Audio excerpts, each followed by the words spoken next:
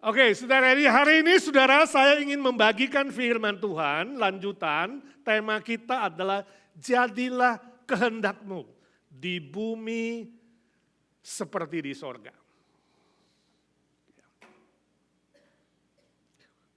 Kita baca firman Tuhan di Matius 6 ayat ke-10. Matius 6 ayat ke-10 bagian dari doa yang diajarkan Tuhan Yesus. 1, 2, 3. Datanglah kerajaanmu, jadilah kehendakmu di bumi seperti di sorga. Saya tidak tahu apa yang ada di pikiran saudara ketika membaca jadilah kehendakmu di bumi seperti di sorga. Atau waktu saudara berdoa, saudara mengatakan, ya Bapa jadilah kehendakmu di bumi seperti di sorga. Berarti kehendak Bapa di bumi dan di sorga itu berbeda enggak? Beda apa sama? Jadilah kehendakmu di bumi seperti sorga. Jadi kehendak Bapa di bumi dan di sorga beda enggak? Makanya muncul kalimat itu, betul enggak? Pertanyaan saya, apakah kehendak Allah itu bisa gagal? Jawab. Yes or no? Apakah kehendak Bapa di sorga bisa gagal? Yes or no? Yang yes angkat tangan, yang no angkat tangan. Yang tidak bawa tangan, tidak usah angkat tangan. Jawabannya yes.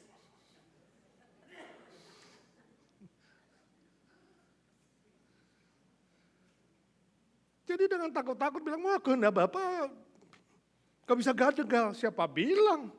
Kehendak Allah bisa gagal, itu sebabnya di bumi dan di sorga berbeda. Contoh misalnya, ya kan?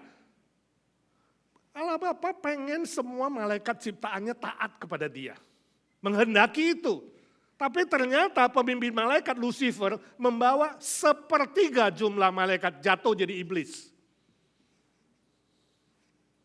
Kehendak Bapa. Kehendak Bapa supaya Adam dan Hawa jangan makan buah pengetahuan baik dan jahat. Tapi realitanya, kenyataannya, mereka makan buah yang dilarang Tuhan itu. Gagal.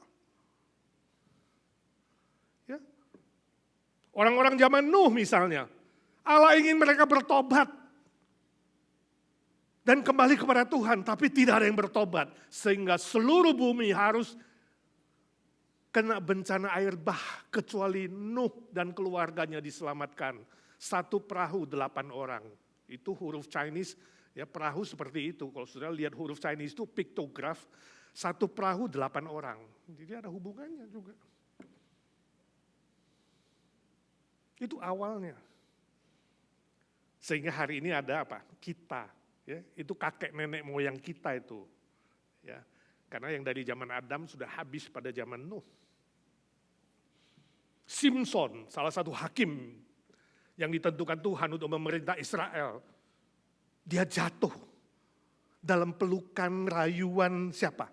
Delilah yang cantik dan genit itu. Akhirnya dia jadi buta dan jadi budak. Kehendak Allah gagal. Raja Daud berzina dengan Batseba. Ya, kehendak Bapa gagal. Kehendak Bapa supaya semua manusia di bumi ini bertobat, itu tadi ayat pembimbing kita. Supaya semua manusia di bumi bertobat kembali kepada Dia. Tapi kenyataannya sampai hari ini, lebih 2/3 jumlah manusia di bumi ini belum bertobat dan belum menerima Kristus. Ini fakta saudara, ini kenyataan. Ya, jadi jangan sungkan-sungkan mengatakan, ya memang faktanya kehendak Bapa bisa gagal kok di bumi ini. Tentu kehendak Bapa yang gagal itu penyebabnya bukan karena Allah itu gak mampu. Bukan karena kesalahan Allah juga, bukan. Bukan dia tidak berdaya, bukan. Bukan dia tidak berkuasa, bukan. Dia tetap maha kuasa. Dia tetap maha kontrol, maha pegang kendali, dan maha baik. Tapi semua kegagalan itu karena kesalahan manusia yang telah melawan Tuhan, mendengarkan bisikan iblis. Manusia salah menggunakan kehendak dirinya. Salah menggunakan free will yang diciptakan Allah, yang diberikan kepada manusia. Salah mengambil keputusan, bukan sesuai firman Allah, tapi sesuai dengan keinginan sendiri, kehendak sendiri. Sudah berkatakan, kenapa Allah tidak mengubah aja itu will-nya manusia waktu dia mau dosa. Betul nggak? Bisa nggak? Kenapa waktu Hawa mau memetik buah terlarang itu, kenapa Tuhan nggak langsung tarik aja tangannya? Allah nggak menciptakan robot, saudaraku. Allah menciptakan kita serupa dan segambar dengan dirinya, dan salah satunya adalah apa? Punya free will, bisa memilih mau taat kepada Bapa atau mau melawan kepada Bapa. Tapi sayang manusia memilih untuk melawan. Saudaraku, hari ini di zaman akhir ini setiap waktu kita menghadapi pilihan-pilihan. Betul? Tadi pagi aja saudara menghadapi pilihan kan? Begitu bangun pagi, mau pakai baju apa ya? Yang merah, yang biru, yang berbintang, yang pakai Liberty. Mau apa? Pilih. Mau makan, pilih juga, ya kan? Terus mau diajak ke gereja IGNC, datang apa enggak? Bagus mana, Vegas atau IGNC? Setiap saat kita dihadapkan kepada banyak pilihan dan seringkali bisa salah pilih. Contoh, saya baca sebuah cerita, seorang petugas penjaga rel kereta api. Suatu hari dia ketika menjaga pintu kereta api dengan 2 rel, 1 rel yang aktif, 1 rel yang pasif, dia melihat di situ. Yang di tempat yang aktif ada 6 anak sedang bermain-main. Dan di rel yang pasif ada 1 orang anak yang sedang bermain. Kereta api segera akan lewat. Kalau saudara petugas kereta api itu, pintu petugas kereta itu, saudara pilih mana? Kereta akan dilewat yang di aktif, ada 6 anak, atau yang di pasif ada 1 anak. Pilih rel yang mana? Tidak gampang bukan? Secara logika kita akan pilih korbankan 1 anak daripada 6 anak, betul nggak? Betul. Tapi bisa nggak salah? Bagaimana kalau ketika kereta apinya mendekat, anak-anak yang diaktif itu lari? Maka korban 1 anak.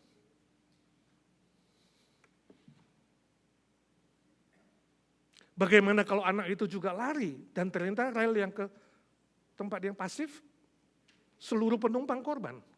Karena kereta api lewat di rel yang salah. Bisa salah pilih, saudara. Bagaimana kalau relnya rusak ketika dialihkan? Oh, banyak sekali kemungkinan. Dan ini tidak mudah. Menghadapi pilihan-pilihan dalam hidup di bumi ini tidak mudah. Kehendak siapa yang saudara dengar selama ini ketika ada pilihan-pilihan? Saudara dengar dari mana? Manusia cenderung salah. Dengar dari tetangga bisa salah. Dengar dari istri apalagi? Bisa salah nggak? Bisa. Dengar dari suami bisa. Bingung kan? Teman saya kirim WA kepada saya. Dia bilang, Pak bingung nih. Istri lagi marah-marah. Mau diajak diskusi gak ini? Kata orang kalau istri lagi marah-marah jangan diajak bicara, dia tambah marah, lebih baik tunggu tenang. Tapi kalau tunggu tenang ada orang bilang kalau istri lagi tenang-tenang jangan diajak diskusi, nanti dia marah. Jadi yang benar yang mana Pak? Tunggu tenang, diajak diskusi, berdebat malah marah. Waktu marah diajak lagi berdebat, katanya tambah marah, tunggu tenang, jadi tunggu kapan? Selama ini saudara buat keputusan mengambil sesuatu yang sesuai kehendakmu, keinginanmu, sumbernya dari mana? Istri, suami, anak, mertua, tetangga, kata orang banyak, mayoritas. Kata siapa? Kata iblis? Atau kata perasaan? Tergantung perasaan. Gue lagi seneng ya gue ngambil keputusan ini, gue lagi gak seneng gue begini. Jadi tergantung emosi. Emosi gue waktu itu gimana emosi? Tidak heran Tuhan Yesus mengajar kita berdoa. Bapa jadilah kehendak-Mu di bumi seperti di sorga. Jadi ada sebuah standar. Kita ambil keputusan pilihan di bumi ini harus seperti di sorga. Kalau sorga pasti apa? Pasti benar. Kalau ukurannya sorga pasti baik. Kalau ukurannya sorga pasti kudus. Kudus, baik, adil. Selalu. Makanya Yesus bilang, Bapa jadilah kehendak-Mu di bumi ini. Yang setiap hari kami ambil keputusan ini Tuhan. Ketika tiap hari kami mengambil pilihan-pilihan ini Tuhan. Biarlah ukurannya seperti di sorga. Jadi ukurannya di sorga. Dengan kata lain ketika kita berdoa, kita itu harus siap sedia masuk dalam program Tuhan. Masuk dalam program Allah. Masuk dalam kehendak Allah. Hatinya Allah. Bukan manusia, bukan diri sendiri, bukan kata orang banyak atau ukuran-ukuran lainnya. Maka kita bisa hidup seperti di sorga ukurannya. Ya. Bukan di bumi. Saya baca di Indonesia suatu kali dikatakan di TV diadakan perlombaan memilih suami terbaik. Luar biasa ya. Di sini kalau milih suami terbaik siapa terpilih? Jadi diadakanlah wawancara kepada istri-istri. Gak tahu berapa jumlahnya. Istri diwawancari ditanya bagaimana suaminya. Lalu juri memilih suami yang terbaik. Nah, ini Indonesia punya sayembara. Terpilihlah saudara setelah tanya istri dan anak-anak mereka, keluarga mereka, terpilihlah seorang pria juara 1. Suami terbaik. Saudara tahu jumlah istrinya berapa? 4. Suami terbaik Indonesia adalah seorang suami yang punya 4 istri. Setelah diwawancarai istrinya dan anak-anaknya, keempat istrinya mengatakan, suaminya benar-benar baik dan adil dalam memberi waktu, dalam memberi kasih sayang, dalam mendidik anak-anak, dan lain-lain. Saya tanya, istri-istri, percaya nggak? Percaya nggak seorang pria bisa adil kepada 4 orang wanita dan anak-anak yang saya nggak tahu berapa jumlahnya, secara adil dan baik, baik waktu, uang, dan lain-lain. Saya nggak tahu siapa namanya, tapi yang pasti kalau ketemu istrinya saya akan tanya, waktu kamu jawab, kamu takut atau diancam? Zaman kita sudah zaman edan, saudara. Zaman gendeng. Ini yang terjadi, saudara. Mustahil bukan seorang suami bisa adil kepada 4 istri, juga kepada anak. Mustahil. Yang fair aja lah ibu-ibu, saya tanya, mau gak punya suami demikian? Jelas gak ada yang mau. Gak ada yang mau. Ya kan? Model-model begini, saya kata ukuran baik itu apa? Waktu istri-istrinya mengatakan, suamiku baik dan adil, ukurannya apa? Ukurannya kasih uang, ukurannya ganteng, ukurannya pinter, ukurannya apa? Ukurannya cakep, kasih waktu untuk jalan-jalan, apa ukurannya? Mungkin ya suaminya kasih uang, kasih hadiah, kalau beli hadiah 4 yang sama, ya beli kaos 4 yang sama, ya kan? Beli kue tar 4 yang sama-sama, gado-gado 4 yang sama dengan cabai yang sama. Mobilnya mereknya sama gitu kan. Apakah itu ukuran baik dan adil? Saya juga tahu sudah ukurannya apa ketika memilih seorang suami atau istri. Bagaimana kalau banyak uang? termasuk baik gak? Dan kasih uang termasuk baik gak? Tapi ternyata uangnya dari korupsi, dari main judi, dari selundupan. Banyak loh uangnya. Saudaraku, kesimpulannya, yang baik belum tentu benar. Ini loh yang penting. Yang baik belum tentu benar.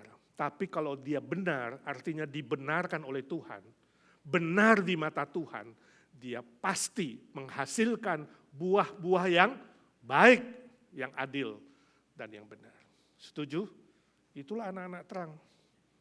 Jadi ketika kita berdoa, Bapa jadilah kehendak-Mu di bumi seperti di sorga. Itu artinya apa? 2 pelajaran hari ini. Yang pertama, mewujudkan kehendak Bapa dalam hidup sehari-hari.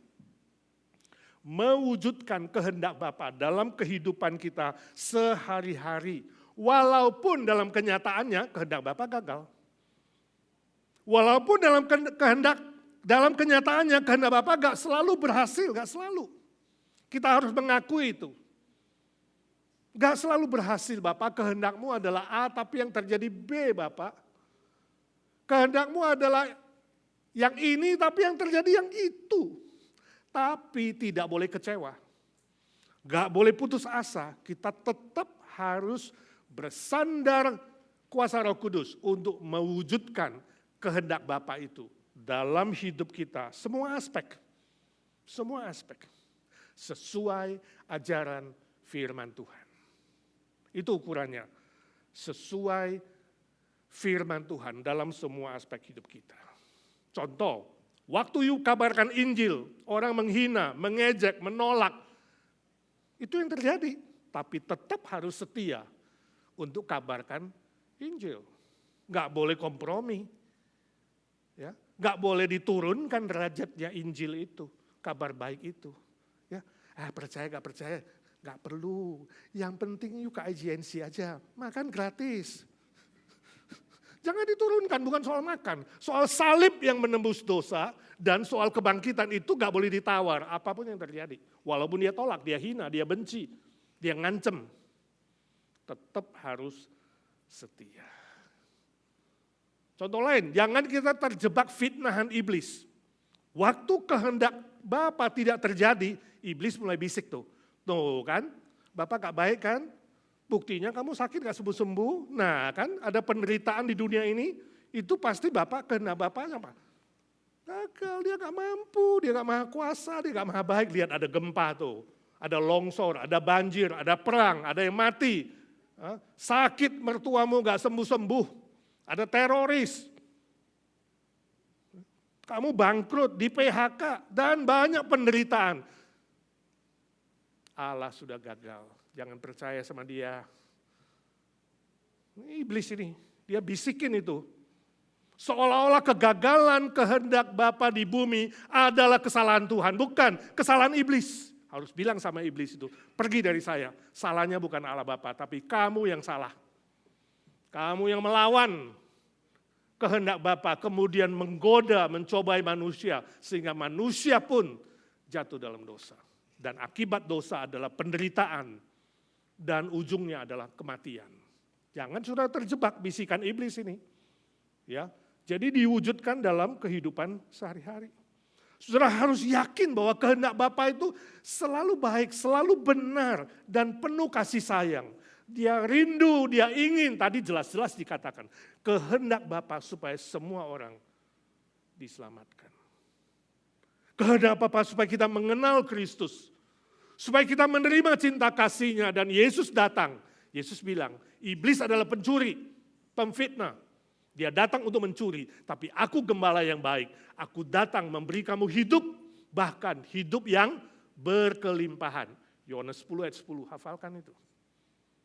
Waktu kamu susah, waktu kamu miskin, gak punya apa-apa, iblis mulai bisik. Nah kan, masa anak Tuhan yang kaya raya kayak kamu gini? Mobil butut, baju butut, sepatu butut, semua butut, istrimu juga butut. Jangan percaya, katakan tidak, Tuhanku maha kaya. Dia datang untuk menyelamatkan aku, memberi hidup, bahkan hidup yang berkelimpah. Pegang firman Tuhan apapun yang terjadi. Ada sebuah film yang cerita tentang seorang pegawai yang kerja cukup lama, 10 tahun lebih. Lalu dia mau diorbitkan jadi manajer gudang. Supervisornya bilang sama dia, ya kamu coba dulu 1 minggu ini. Ya, hari ini banyak yang dites, mudah-mudahan kamu terpilih. Ya, saya sih senang dengan kamu, kata supervisor, supaya kamu terpilih jadi manajernya yang paling top. Kamu sudah lama kerja di sini. Ya, mulai masuk tes 1 minggu. Ya, hari pertama oke, hari kedua oke, dia perhatikan barang masuk, barang keluar, dia catat dengan teliti, dia ikuti. Hari ketiga supervisornya bilang, hari ini akan masuk barang 200 box. Saya minta kamu catat 190 saja.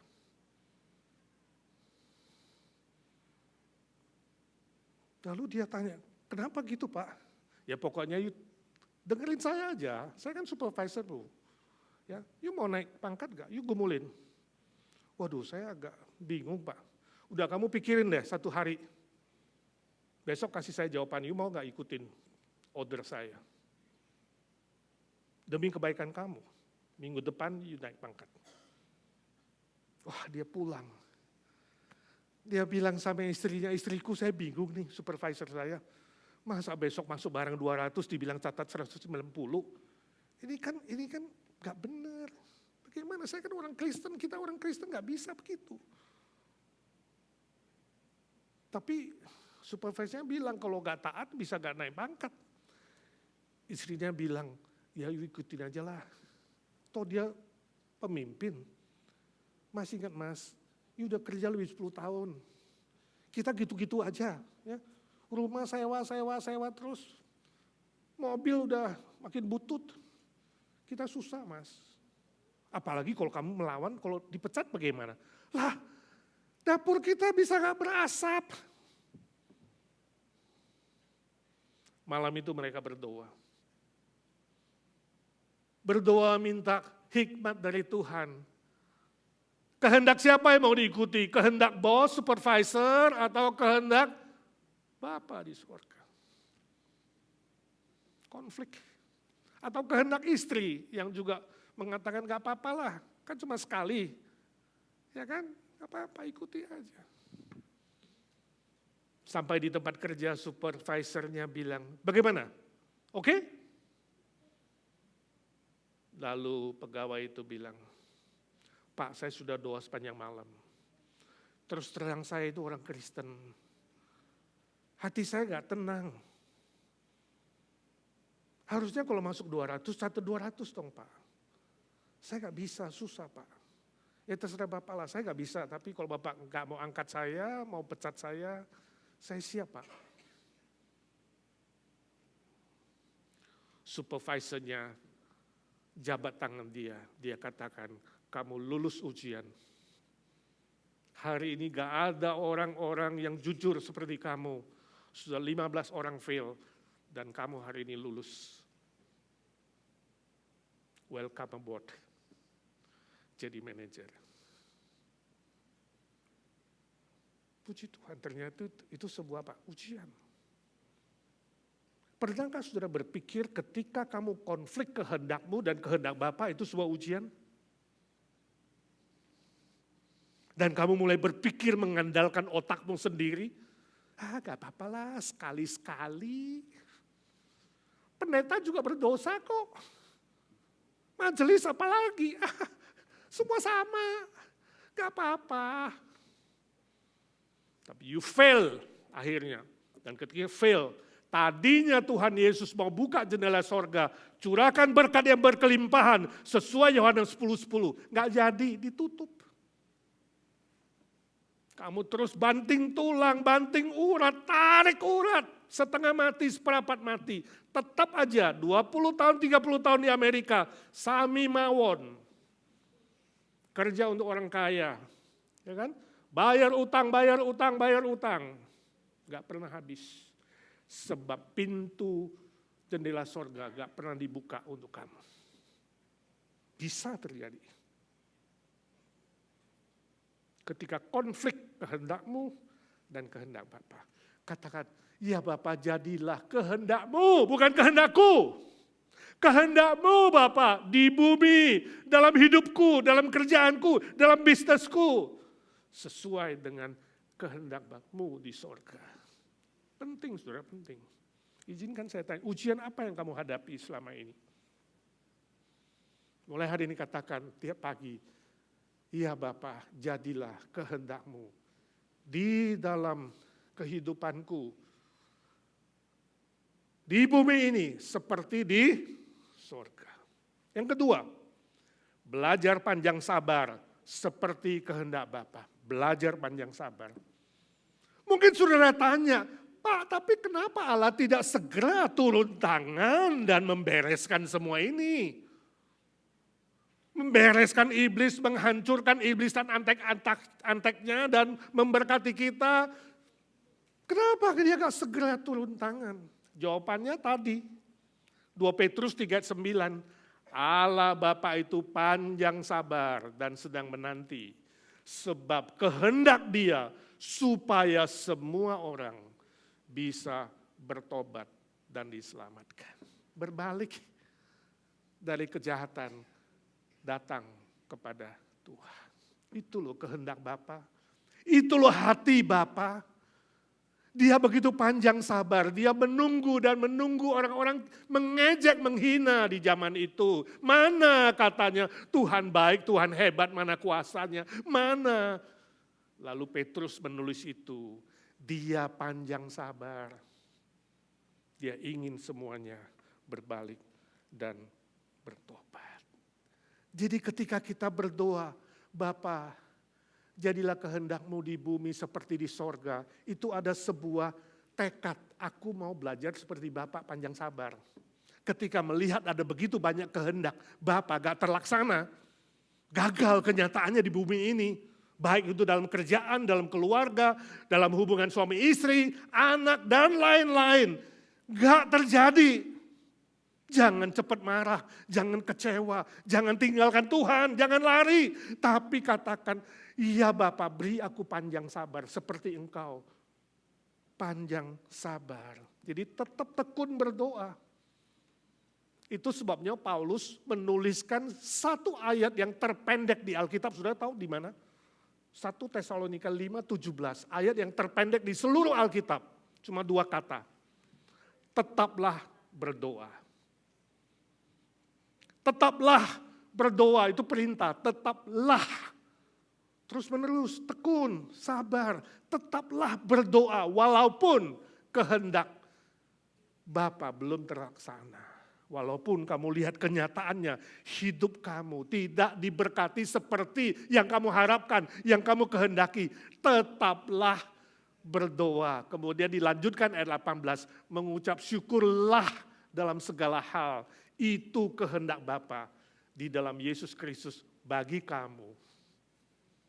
Oh saya tahu gak mudah, khotbah sih gampang. You duduk di situ bilang, Pak you khotbah sih gampang. You gak mengalami seperti saya. You belum tahu suami saya modelnya kayak apa. You belum tahu istri saya modelnya kayak apa. You belum tahu anak saya kayak apa. You belum tahu, ya belum tahu. Ya saya mengaku, saya tidak tahu apa-apa tentang hidupmu.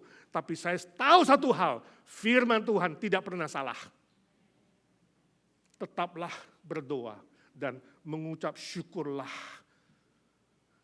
Maka kamu akan melihat dan mengalami kehendak Bapa itu, yang indah, yang baik itu, nanti terjadi dalam hidupmu.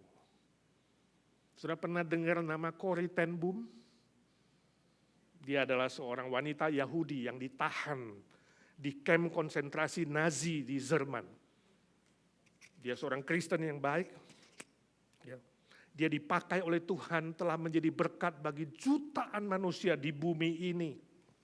Dia pernah kesaksian, waktu di dalam camp itu dia sama adiknya dikurung di situ dengan narapidana lainnya orang-orang Yahudi. Campnya sangat kotor dan jorok sebab di dalamnya penuh dengan kutu busuk. Begitu ditaruh di situ dia kaget, dia tanya Tuhan ini bagaimana? Waktu dia baca Alkitab, Tuhan berikan 1 Tesalonika 5 ayat 18. Mengucap syukurlah dalam segala hal. Sebab itulah kehendak Bapa di dalam Yesus Kristus. Dia bingung, Tuhan ini bagaimana? Tinggal sama kutu busuk bersyukur. Bagaimana bersyukur tinggal sama kutu busuk itu? Gak ngerti. Tapi akhirnya pelan-pelan dia bilang, saya dan adik saya dan teman-teman mengerti setelah mempraktekkan. Tetaplah berdoa dan mengucap syukur. Rupanya sejak hari pertama petugas tahu ada kutu busuk. Tak ada petugas yang berani datang memeriksa. Di camp itu, tempat mereka dikurung, gak pernah disiksa, gak pernah diperiksa, gak pernah dikerjain, gak pernah dibebasin aja begitu. Dapat makan, dapat fasilitas, sebab petugas-petugas itu takut dengan kutu busuk, gak berani. Sehingga dia katakan, puji Tuhan akhirnya kami tahu, ternyata kutu busuk itu menjadi alat. Sehingga kami boleh tetap nyanyi, kami boleh tetap baca Alkitab, kami boleh beribadah, kami boleh memuji Tuhan di camp itu. Dan banyak narapidana lainnya mengenal Kristus di camp konsentrasi itu. Permisi tanya kawanku, saudaraku, adakah kutu-kutu busuk dalam hidupmu selama ini? Apa yang mengganggumu? Yang bilang suamiku adalah kutu busuk, jangan. Bukan itu maksud saya, bukan manusia. Tapi hal-hal apa yang mengganggu kamu? Hal-hal apa yang seolah-olah kamu bilang ini kutu, ini jahat, ini hama wereng ini. Yang akan menggerogot panenku dan hasilku. Kutu busuk apa? Jangan marah sama Tuhan, jangan kecewa dan putus asa. Katakan, Tuhan tolong saya. Belajar panjang sabar, tetap berdoa dan mengucap syukur. Mengucap syukur bukan karena masalah itu. Jangan mengucap syukur karena ada kutu busuk, bukan. Bukan mengucap syukur karena ada masalah. Bukan mengucap syukur karena manusia. Tapi mengucap syukur karena ada Tuhan Yesus yang berjanji tak pernah meninggalkan engkau. Menyertai engkau kemanapun engkau pergi. Melindungi engkau, memelihara engkau. Dan tepat pada waktunya Dia akan menyatakan kasih-Nya dan kuasa-Nya. Sehingga hasilnya adalah kebaikan. Roma 8:28. Dia turut bekerja, menambahkan kuasanya dan kasih-Nya. Dan hasilnya adalah kebaikan, keindahan, dan kemuliaan Allah. Amin. Amin. Tetaplah berdoa dan mengucap syukur. Jadilah kehendak-Mu Bapa di bumi dalam hidupku seperti di sorga. Mari kita berdoa. Ya Bapa di sorga, suara hamba sudah berhenti. Biarlah suara Roh Kudus terus bekerja dalam hati kami. Ingatkan kami ketika kami harus memilih banyak hal di bumi ini.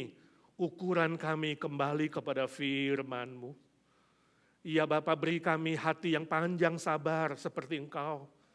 Supaya kami tidak cepat kecewa, tidak cepat mengeluh, tidak cepat putus asa. Tapi kami bertahan.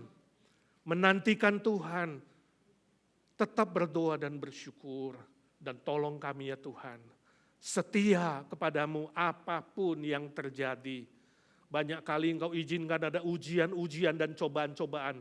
Beri kami tekad untuk hidup berkemenangan ketika kami memakai senjata firman Tuhan. Terima kasih Tuhan, sebentar kami akan perjamuan kudus ya Tuhan Yesus, siapkan hati pikiran kami. Biarlah melalui roti dan anggur ini, kami menerima berkat yang berkelimpahan. Dalam nama Tuhan Yesus kami berdoa dan memohon berkat Tuhan. Amin.